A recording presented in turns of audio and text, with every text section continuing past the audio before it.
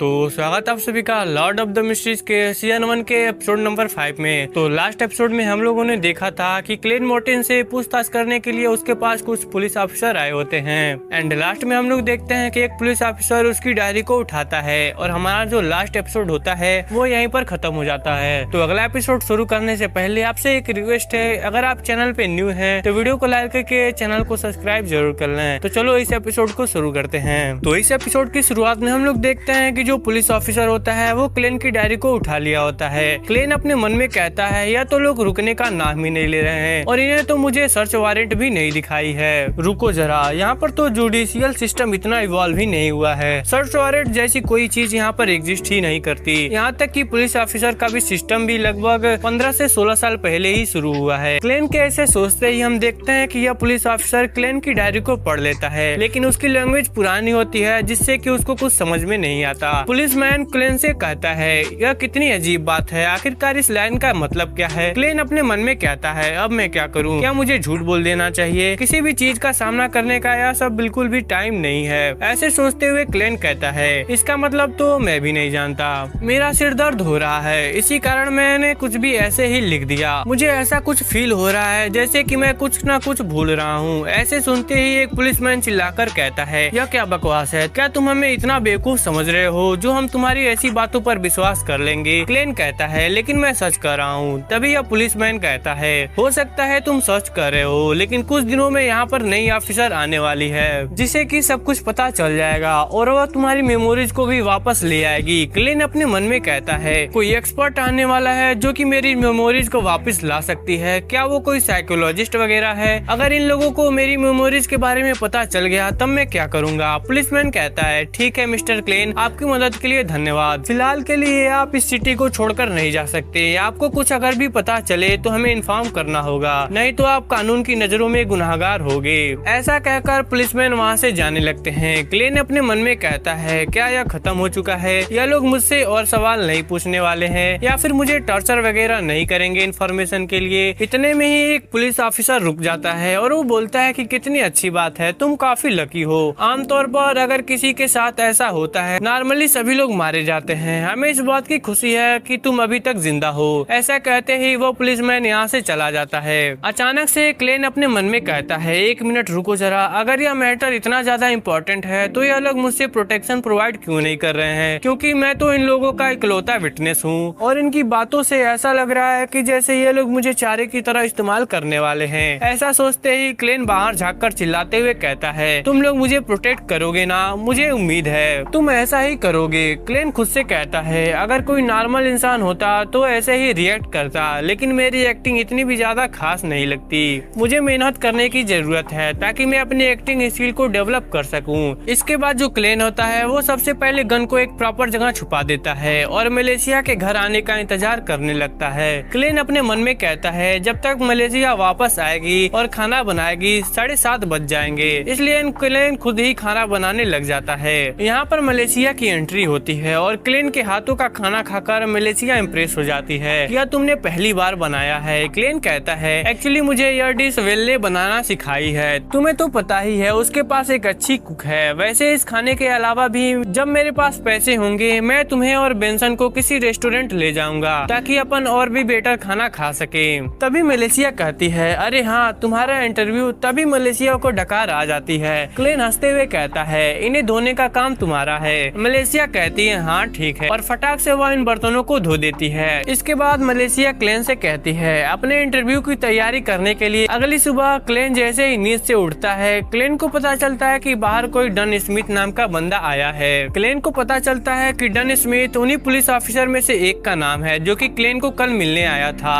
Smith कहता है हमारी बात एक टांगे वाले से हुई है जिसने की यह बात कंफर्म की है कि 27 तारीख को यानी कि जिस दिन मिस नाया और मिस्टर वेल्च की डेथ हुई थी उसी दिन तुम उनके घर से लौटे हो। ऐसा सुनते ही क्लेन अपने मन में कहता है मुझे भी यही लगा था। 27 तारीख को क्लेन वेंच के घर गया था। इसके बाद जैसे ही क्लेन वापस अपने घर पर गया क्लेन वेंच और नाया तीनों ने सुसाइड कर लिया। क्लेन स्मिथ से कहता है लेकिन इससे यह थोड़ी ना साबित हुआ कि नाया और वेल्च की डेथ के पीछे अगर मैं सच सच कहूँ तो मैं खुद जानना चाहता हूँ कि 27 तारीख को आखिरकार हुआ क्या था, क्योंकि मेरी खुद की मेमोरीज मिट चुकी हैं। प्रोबेबली तुम्हें मेरी बातों पर विश्वास नहीं हो रहा होगा, लेकिन मुझे मुझे भी यह थोड़ी बहुत बातें मेरी डायरी से ही पता चली हैं। स्मिथ एक शक की निगाह के साथ कहता है, तुम्हारा कंपोजर तो बहुत ही मजबूत है। क्लेन थोड़ा सा चौंक जाता है क्योंकि क्लेन ने पूरी सच्चाई नहीं बताई होती है, मेन बात उसने छुपा ली होती है। क्लेन कॉन्फिडेंस के साथ कहता है, मैंने जो भी कुछ कहा वो सब सच है। स्मिथ पीछे मुड़कर कहता है, मिस्टर वेल्स की एक रिवॉल्वर गायब है और मुझे लगता है कि वो रिवॉल्वर मुझे यहाँ पर मिलेगी। आपको क्या लगता है मिस्टर क्लेन, मेरी बात सही है ना? और भाई ये जो बंदा है ना डन स्मिथ, वो काफी ज्यादा शार्प बंदा होता है। मेरे हिसाब से तो सच्चाई बताकर क्लेन को इसी से मदद मांगनी चाहिए, लेकिन क्लेन का नजरिया भी पूरी तरीके से सही होता है क्योंकि किसी पर भी ऐसे ही विश्वास करने से काफी बड़ी दिक्कत हो सकती है। स्मिथ की बात सुनते ही क्लेन अपने मन में कहता है, तो वह गन वेल्स की है और वो फटाफट अपने हाथों को ऊंचा करके स्मिथ को बता देता है कि उसने गन कहाँ छुपाई है। स्मिथ कहता है, क्या तुम्हारे पास बताने के लिए कुछ और भी है? क्लेन कहता है, हाँ, 2 रात पहले अचानक से मेरी नींद खुली और मैं अपनी डेस्क पर पड़ा था और ऐसा लग रहा था कि जैसे मैंने सुसाइड किया है। पता नहीं मेरे साथ क्या हुआ था, लेकिन बुलेट मुझे सही जगह नहीं लगी और मैं जिंदा बच गया। इसके बाद मुझे पता चलता है कि मेरी कुछ मेमोरीज गायब हो चुकी हैं, स्पेशली 27 तारीख की। मुझे भी कुछ याद नहीं है कि उस दिन वेल्स के घर पर क्या हुआ था। मैं झूठ नहीं कर रहा हूँ, मुझे सचमुच में कुछ याद नहीं है। और अब जो क्लेन होता है वो अपनी साइड से सब कुछ बता दिया होता है, सिर्फ वर्ल्ड का चेंज होना और उनकी मीटिंग को छोड़कर। स्मिथ कहता है, अच्छा, मुझे भी इस बात का अंदाजा था क्योंकि इस तरीके से इंसिडेंट्स पहले भी पाए गए हैं, लेकिन हैरानी की बात तो यह है आखिरकार तुम जिंदा कैसे बच गए? क्लेन कहता है, इसके बारे में तो मैं भी नहीं जानता। स्मिथ कहता है, यह मत समझना कि मैं तुम पर भरोसा करता हूँ, तुम अभी भी कड़ी शक के नजर में हो मिस्टर क्लेन। तुम्हें मेरे साथ पुलिस स्टेशन आना होगा ताकि इन्वेस्टिगेशन को आगे बढ़ाया जा सके। इन्वेस्टिगेशन कंप्लीट होने में 2-3 दिन लग सकता है। क्लेन कहता है, क्या एक्सपर्ट आ चुकी हैं? तुमने तो कहा था कि उन्हें आने में 2-3 दिन लगेंगे। स्मिथ कहता है, हाँ, वो समय से पहले ही आ चुकी हैं। क्लेन कहता है, ठीक है, मुझे एक मैसेज छोड़ने दो। ऐसा कहते हुए क्लेन एक मैसेज लिखने लग जाता है। शायद से अपनी सिस्टर के लिए वो मैसेज लिखते लिखते क्लेन अपने मन में सोच रहा होता है कि अब मैं बड़ी परेशानी में फंस सकता हूँ, मैं पुलिस वालों के खिलाफ कुछ भी नहीं कर सकता। क्या ऐसा हो सकता है उस एक्सपर्ट को मेरे बारे में पता चल जाएगा कि मैं कहाँ से आया हूँ? यह सब सोचते हुए क्लेन मैसेज लिख देता है और स्मिथ के साथ बाहर आ जाता है। बाहर की साइड एक बच्चे के कारण भगदड़ मच चुकी होती है जो कि चोर होता है। क्लेन फटाक से इसी मौके का फायदा उठाता है और स्मिथ की नजरों से भाग जाता है। क्लेन अपने मन में कहता है, मैं इस सिटी से निकलकर बेकल्यून सिटी में चला जाऊंगा जहाँ की पॉपुलेशन काफी ज्यादा है, वहाँ पर मैं आसानी से छुप सकता हूँ। फटाक से क्लेन यहाँ से एक टांगे पर बैठ जाता है और वो कहता है, मुझे सिटी से बाहर ले चलो।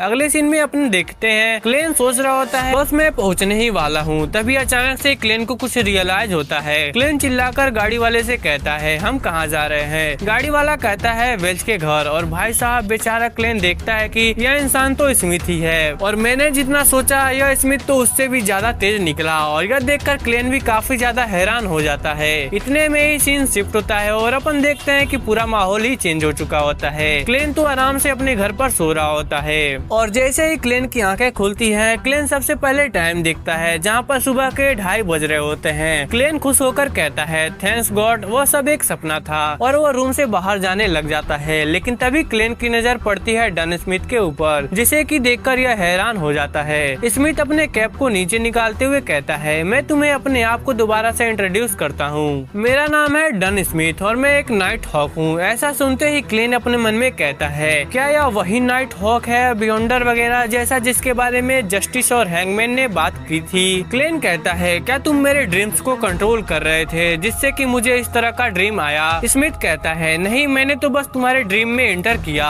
और तुम्हें जरूरी चीज दिखाई। जब कोई भी इंसान सपनों के अंदर होता है तब वो अपने दबे हुए इमोशन और विचारों को बाहर लेकर आता है। इसी कारण से उसे सब कुछ भगदड़ भरा और अजीब दिखाई देता है, लेकिन सच्चाई उन्हीं के अंदर छुपी होती है और उसी सच्चाई को मैं आसानी से पता कर सकता हूँ जैसे तुम होश हवासों में हो। मुझे तुम्हारे सपनों पर भरोसा है। क्लेन अपने मन में कहता है, नॉर्मल इंसान अपने सपनों को कंट्रोल नहीं कर सकता। इसका मतलब अगर मैंने अर्थ के सपने देखे होते तो इसे पता चल जाएगा। लेकिन एक मिनट रुको जरा, अभी मेरे सपने के दौरान मुझे सूझबूझ से काम लिया लेकिन कोई भी बातचीत रिवील नहीं करी। क्या इस दुनिया में आने के कारण से मेरी मेंटल स्टेट के साथ कुछ स्पेशल हो गया है या फिर कहीं इसका कारण लक इनहेंसमेंट रिचुअल तो नहीं? ऐसा सब कुछ सोचते हुए क्लेन कहता है, तो मिस्टर स्मिथ, आपको मेरी बातों पर भरोसा हो चुका लगता है कि मेरी मेमोरीज मिट चुकी हैं। स्मिथ सोचते हुए कहता है, क्या तुम्हें यह सब बिल्कुल भी अजीब नहीं लग रहा है? इससे पहले मैं जितने भी लोगों से मिला हूँ उन्हें तो विश्वास नहीं हुआ होता है कि बियॉन्डर्स पावर सचमुच में एग्जिस्ट करा करती हैं। उन्हें तो लगता है कि वो लोग सपना ही देख रहे हैं। क्लेन कहता है, हो सकता है